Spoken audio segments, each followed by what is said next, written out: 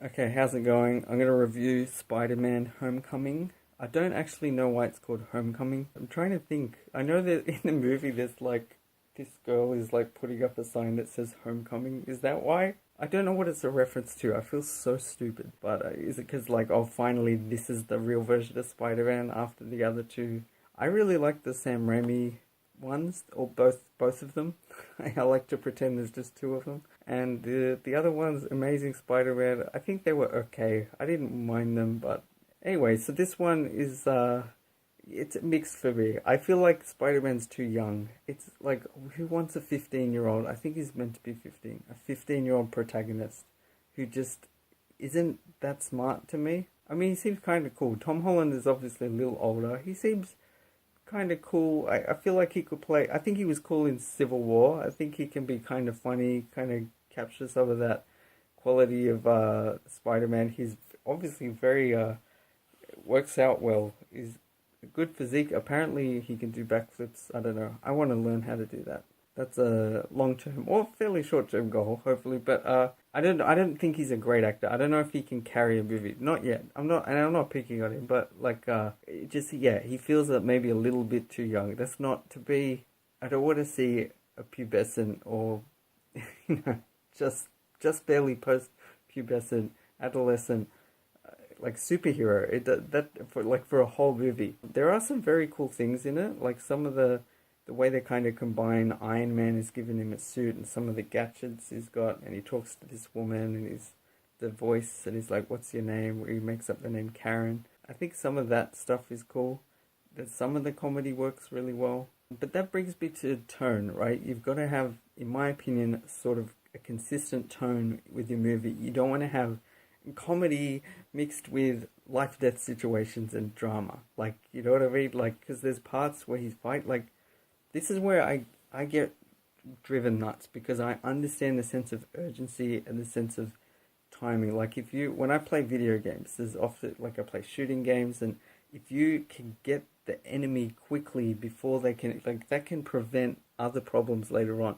If they're running to a tank, it is critical that you kill them before they get to the tank because it makes a huge. If they, as soon as they get in their tank, like now, the odds have completely changed. And I just feel like it's similar. Spider-Man's confronting bad guys. Now, if he can knock them out, if he can deal with them, he won't have to deal with them again later in the movie. They'll be out. But so it's not very funny to me if there's like, because there's a part where there's a van and there's three bad guys, and then he tries to do things and it's like the wrong one, and it's like, oh, oh, so funny. Oh, oh, he's getting used to the suit. Oh, this is hilarious. And if, you know, if he fails to defeat those bad guys, he's going to run into them later, or they end up killing a character later, or putting people in a life-threatening situation. And it's like, you know, we had this comedy before. You could have stopped them. Like, it's, I don't find it funny. That's where, that's what I mean. I'm kind of jumping around, but I felt like I think, what's his name? Robert Downey Jr. is a good actor. He's cool as Iron Man, but he was like kind of in the movie, kind of not. I didn't feel like he was really present. So it was just kind of silly that he came in and helps seal up the ferry, which by the way, for ferry, like that takes a huge amount of force, like powerful lasers to completely cut through. But okay, let's say that happens. As soon as it starts splitting, like there's going to be water pouring in. I don't care if you seal the thing up. Like, it's gonna sink. Like, that's catastrophic damage. Like, you know, even if you pull it back together, it is now half full of water.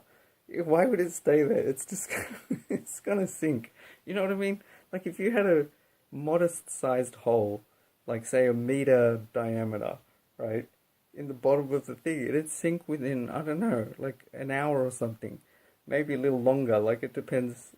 But this idea that, oh, no, no, no, it's been apart for like God knows how long, at least 5 or 10 minutes, and then we'll seal it back up, and now everything's fine. But anyway, Iron Man helps. I'm pretty I don't know if Iron Man sees the bad guy, the Michael Keaton, who I think is pretty cool, but like he seems to just leave after that. Why doesn't Iron Man try to help fight this person who seems to be a serious threat? Instead, he takes away Spider-Man's suit, and this is a 15-year-old kid that you're meant to be responsible. He's trying to be like a half decent father figure or something for whatever reason. Just, I don't, the plot demands it. That's the impression I get. You know, he said if you're nothing without the suit, something like, you know, then you don't deserve the suit. Fair enough, but like I think the interpretation of that would be it's a little bit like say with Batman, you want to be like a decent person. As Bruce Wayne, you can try to make steps towards fighting crime. Not everything has to be about being Batman, but Spider-Man seems to I mean, Peter Parker seems to take this as, oh, I meant to fight as Spider-Man, but without a suit, without the safety net, so to speak. You know, like, so I was thinking he's going to do some science, he's going to do some other thing, and, you know, and then maybe something else happens where Iron Man, you know, says, look, you need the suit, there's a serious threat here, let's do, or Spider-Man just, Peter Parker just steals it. But no, the whole, like, last part, he's fighting without a suit, which is insane. Like, it's so dangerous. And again, this is where I don't buy the tone. Like, it's meant to be fun, but it's also like, now you shouldn't, you know, you're risking people's lives. This is serious.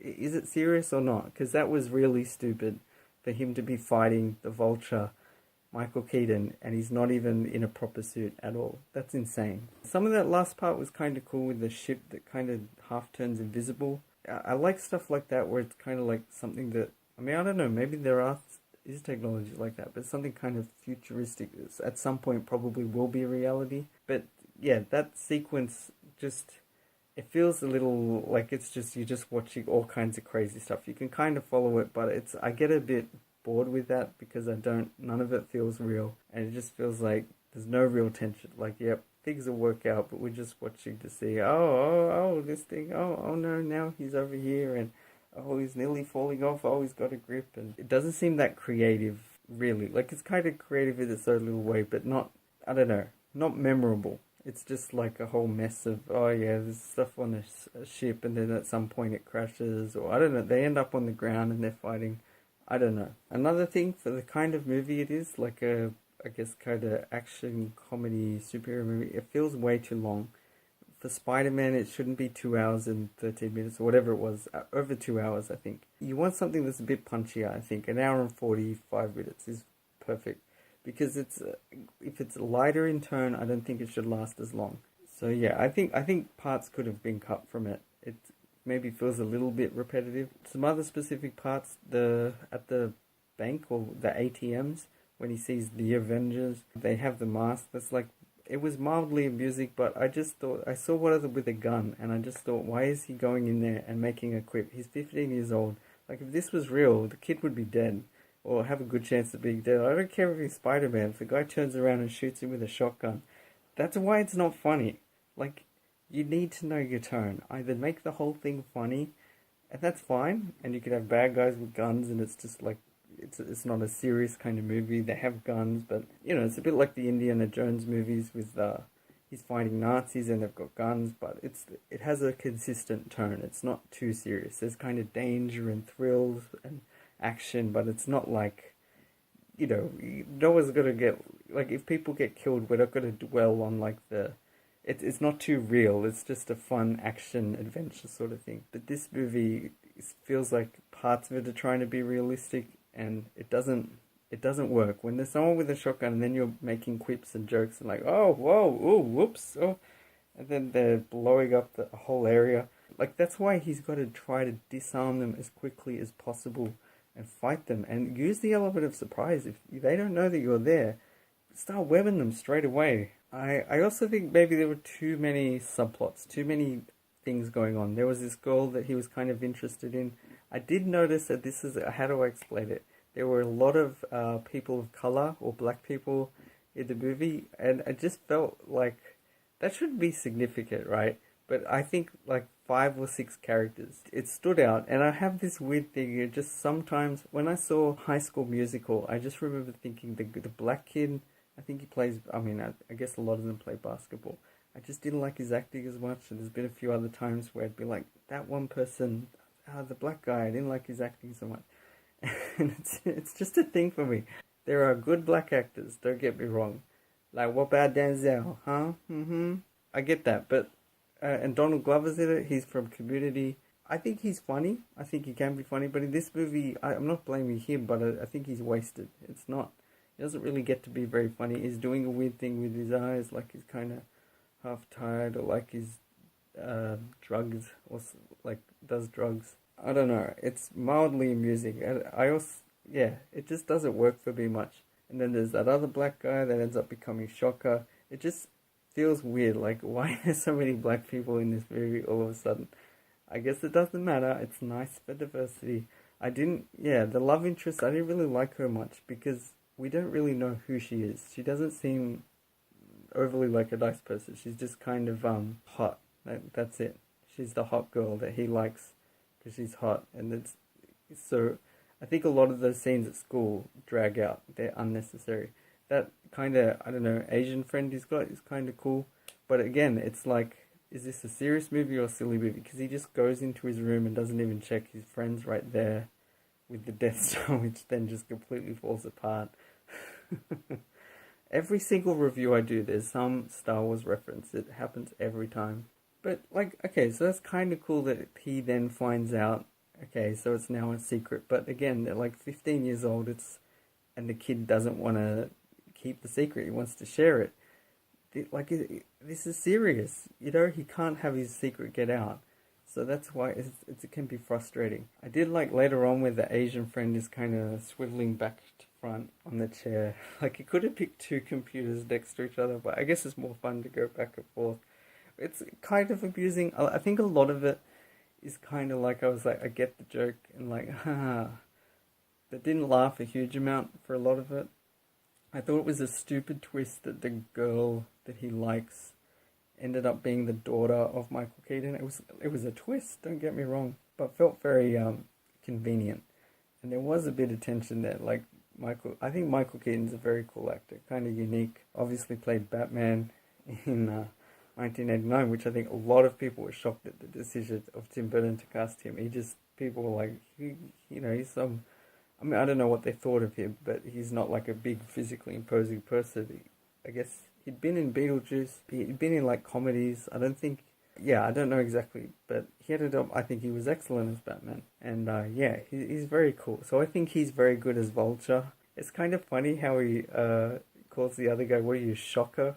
Are you Shocker now? Is that, But I kind of wish he actually did have the name Vulture, if he's like, I'm Vulture. And like, I actually think that's cool. It's reminds me of, like with the movie X-Men, they're all wearing the same like bland sort of dark black grey clothes.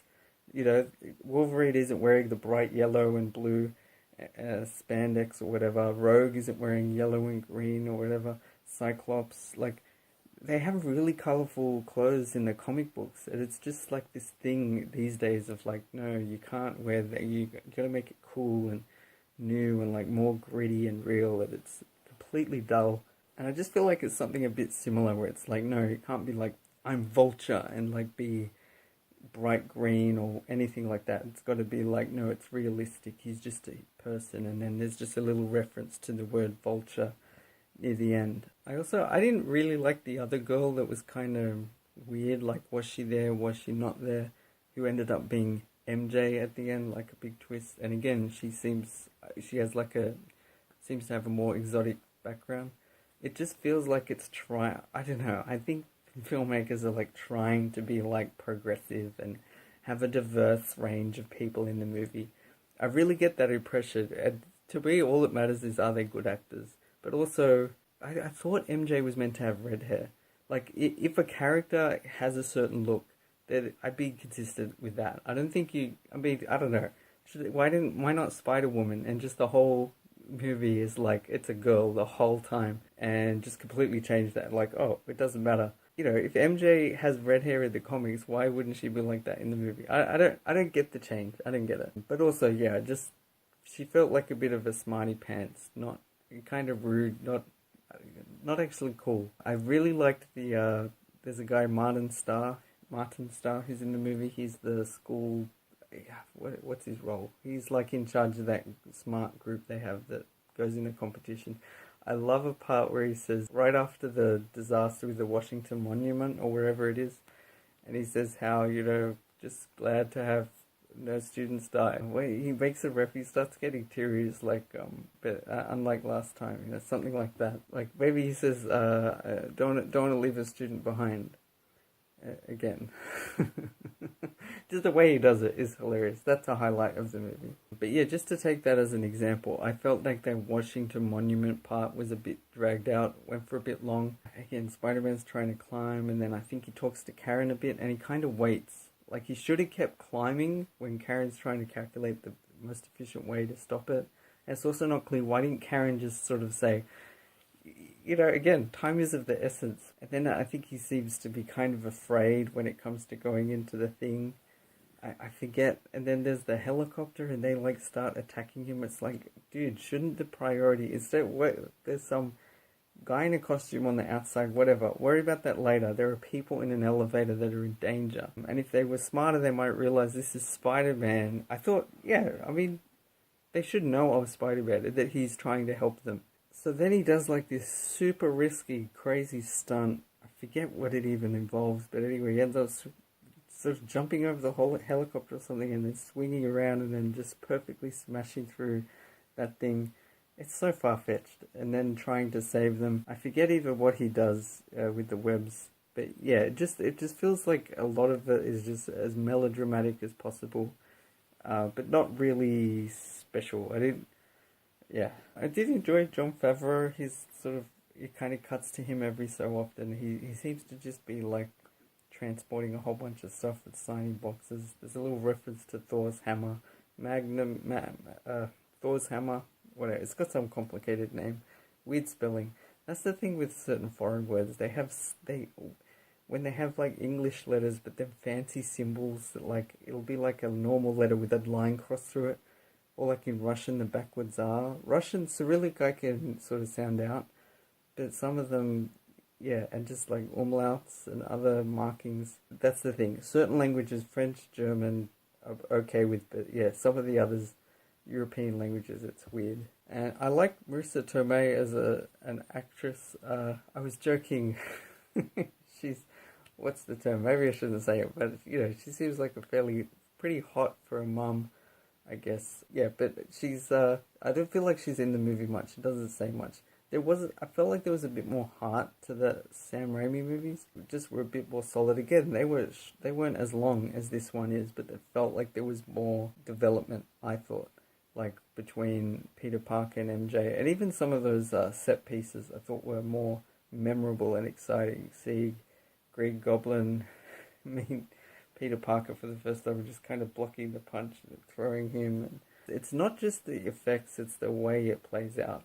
And yeah, this movie felt like maybe too many of the set pieces. Some of them should have been cut. So yeah, just to summarize, I give maybe a 6 out of 10. I think it's got some good action. Michael Keaton's a cool villain, but the tone is a bit mismatched. It's too long, too many subplots. I feel like if you edited it down, it could be a fair bit better. There's potential for the character. I'm excited for Infinity War and for Spider-Man to be in it, because I think he's cool. I think they're doing a good job of Spider-Man. I don't think this movie is as good as Sam Raimi's ones. Yeah, anyway, I think I'll leave it there. Thanks for watching. Bye.